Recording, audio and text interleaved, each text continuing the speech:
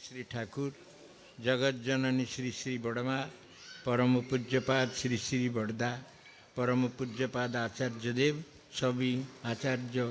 परम दयाल श्री श्री ठाकुर इष्ट परिवार समस्त पाद पंकज कोटि कोटि प्रणाम।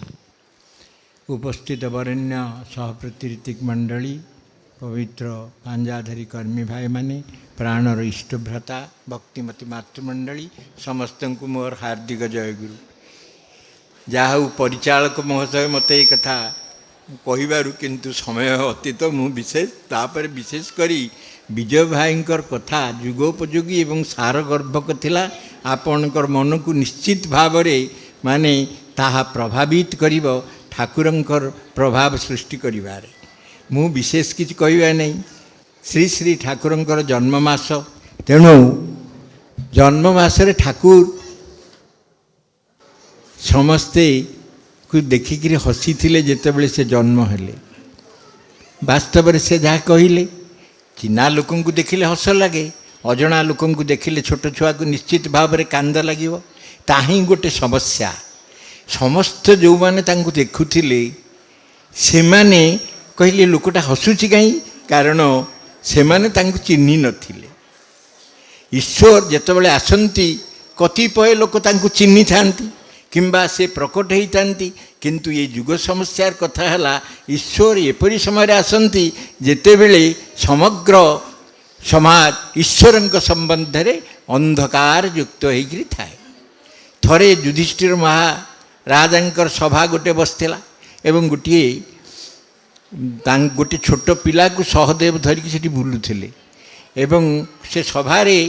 राजस्व यज्ञ ना कौन हबार व्यवस्था चलता एवं से पिलाटी बुलुची समस्ते बसीची एवं सी कांधरे धरिकी बुले काखरे धरिकी बुलाऊँ एतिक बेले जन लोक आसला ये पिलाटा जोर रे माने काखरू डिया डेई होकरी माने ये कला तेणु युधिष्ठिर महाराज कहले ताकू तले छाड़ी दिए से पार्टी करुच्ची से दौड़ी दौड़ी जा गोटे गुरुंडिकी गोटे लोक जो नुआ आसी जड़े लोक से बसी जो आसन से पादटा धरिकी ऊपर को चढ़ी चढ़ी गला एवं जाइकरी एवं सेठी तांको अनेइला खाली तांको मुँह को एवं तांकर हाथ को देखिला सभा कार्य बंद हो गला। युधिष्ठिर महाराज व्यासदेव को पचारे ऋषिदेव ये कौन घटना से पिलाटा कौन सेठी तांको सी तो तांको देखि नथिला आगरू से जन्म हैला बेलकु से एठी नथिले से द्वारका को पळै जाइथिले ना सेठी कथा ये तांको खोजुथला जेतेबेले अश्वत्थमा ब्रह्मशर मारिया को मारिबा को बसला ये ताको रक्षा करथिले से माँ पेट्रे ताको जानिकी चिन्ही थिला एवं से जेतेबेले आसीछन ताको चिन्ही पकेइला तेणु से तांको पाखकु जाइकी से कहला अरे ये लोकटा तो सेया किंतु या हाथ में तो किसी अस्त्र शस्त्र नहीं तेबे कहबार कथा होची ईश्वर श्री श्री ठाकुर गोटे आम सब मंदिर को गले चाहे ददातु जीवन वृद्धि निरंतर स्मृति चाहे हे प्रभु मते जीवन वृद्धि दियो एवं मते से जीवन जाति स्मर भाव दे दियो मु जेतेबेले माने माने मु पूरे जन्मर कथा आर जन्म को नेबी जदि प्रकृत रे आमर पूर्व जन्मर कथा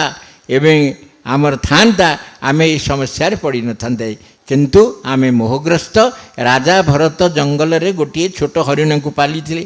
एवं से बुढ़ा ही गले हरिण भी बुढ़ा होता एवं ये मरला बेलू कहला रे से हरिणटा गला कुआड़े यही कथा भाभी भाविक से मरीगले किंतु मरीगला पर से हरिण हो गले से हरिण हिले जेहेतु से जाति स्मर थिले महान ज्ञानी एवं ईश्वर प्रेमी से कहले अरे मु राजा भरत थी एवं ये गोटे मु हरिण हो गली एते मोहग्रस्त हो गली तेणु गीतार जो कथा होची जो माने मते जीवनर शेषरे एवं श्री श्री ठाकुर विषय कथा कहिसंती जे तांको स्मरण करे तांको स्मरण करिकरी नाम करिकरी तांको केवल ही नाम धरिकरी चली जाए सेतेबेले तांको प्राप्त हुए। जय गुरु। यापरे